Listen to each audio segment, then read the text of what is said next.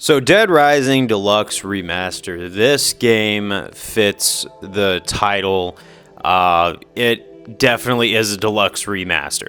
Now, I understand that the gaming community was very skeptical about this game, especially they were talking about the censorship, the removing of erotica, and the camera functions of the game. They were skeptical of the lines of dialogue being changed, which, if you look away from the ones that were hyper-focused on online, there wasn't a whole lot that was switched around that I really picked up on or noticed. So I think those ones that were highlighted online were really the only ones that were like really switched around. And I know Larry the Butcher has a completely new look, but honestly, it really wasn't too bad.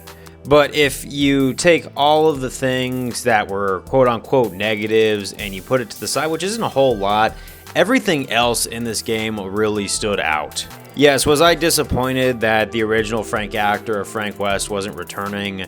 Yes, I was. That's a classic staple in this game. But let me break it down for you. I think that a lot of the voice acting that got replaced actually worked, and it didn't really seem like too big of a distraction while I was playing through the story of this game. In fact, honestly, it took a story that I've played a bunch of times beforehand, because this game has been around for a long time. This was the game that got me to pick up an Xbox 360 after I played it at my cousin's house. It actually felt like I was playing this campaign for the first time because it just kind of felt like so new, but the same thing at the same time. And I think that's what a deluxe remaster should be. It's the same thing, but not really, because you could also move while firing off weapons. They added lines of dialogue to the game, like actual voice dialogue. So when you're talking to all the survivors, oh boy, oh boy, oh boy, is it awesome. It sounds human, it sounds realistic, it sounds like a whole new update.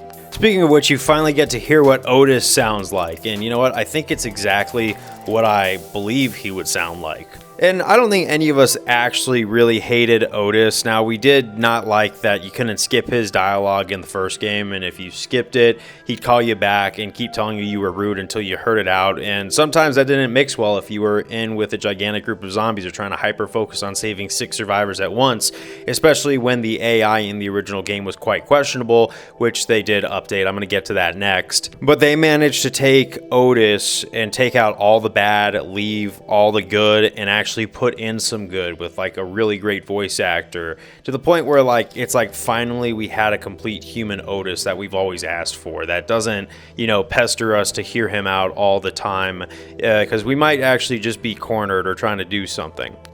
But going into the AI, I think the AI was that perfect blend and the perfect tweak. Now, obviously, if you played Dead Rising 1, you realize that the AI was its own worst enemy. Dead Rising 2, it almost seemed like the AI was so one-track minded on survival that there was no threat of ever losing a survivor. Like, there were sometimes videos on YouTube where people on Dead Rising 2 would actually have to corner them into a bad situation just to get the AI to get finished off. But I have a perfect example of this. When I first started playing the game, I noticed that the AI was a lot smarter than it originally was in the first one, so I really thought that nothing was going to happen to it. So I tried doing a run where I packed in as many survivors at once, and I got a rude awakening because that one dude that was stuck behind all the boxes in the entrance plaza, he ended up getting cornered while I was trying to save Bert and Aaron.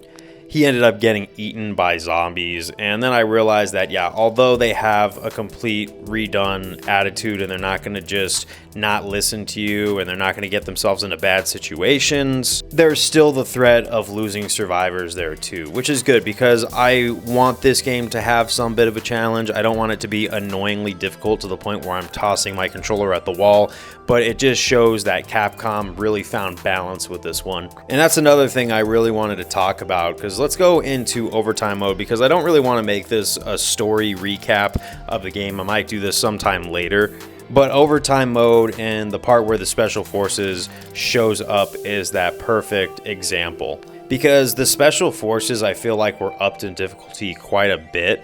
And that's saying something, because when the original copy of this game came out and overtime would always come around, I had overconfidence, because when I used the katana or I used the real Mega Buster, which I've yet to unlock in this new version of the game, let us just say that I tried doing what I usually did in the original game, and that's wait by the entrance of the entrance plaza to see the special forces come out guns blazing, and one actually spawned right near me, and I actually realized I kind of bit off more than I can chew because they had increased the portion size of the meal. And I ended up getting captured, had to escape, and then save myself, get into Isabella's hideout, and then wait out the rest of the hours because I realized that, yeah, Capcom didn't make everything way too easy.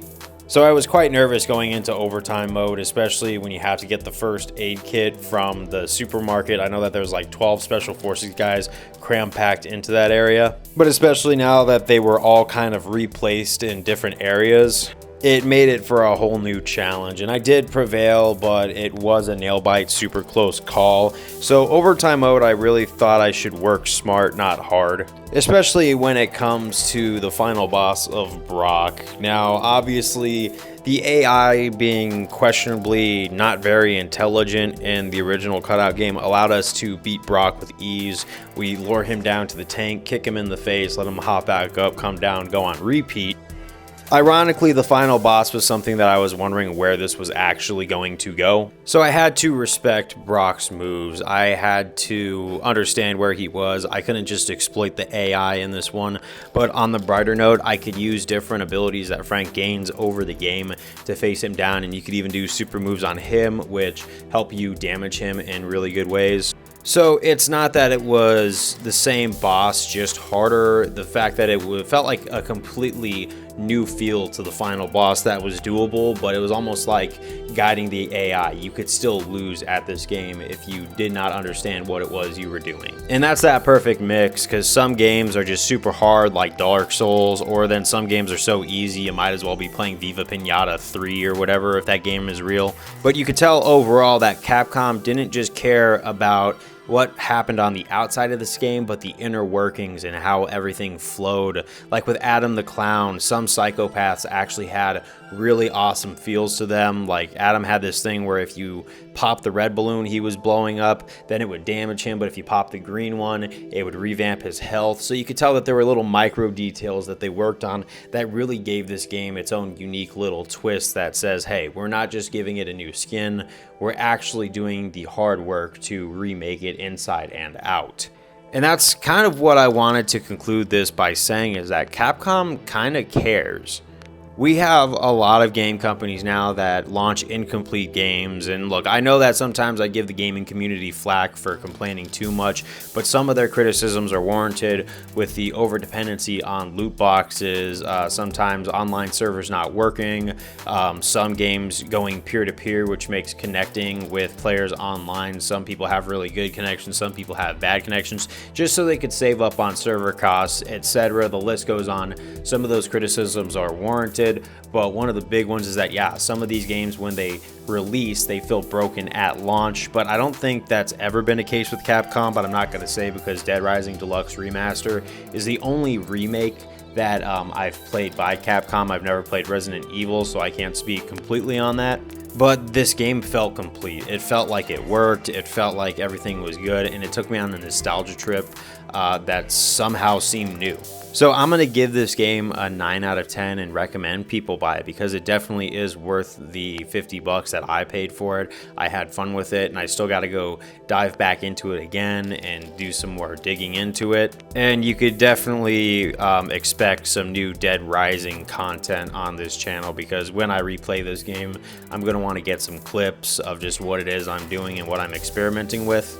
But those are just my thoughts, my opinions on this game. I was very surprised. I know that when a new game comes out, it's going to be a dice roll. Is it going to succeed or is it going to fall flat? This game succeeded, which is big for a remake. Dead Rising Deluxe Remastered really is deluxe. But what did you think? Leave it in the comments. See ya on the next one.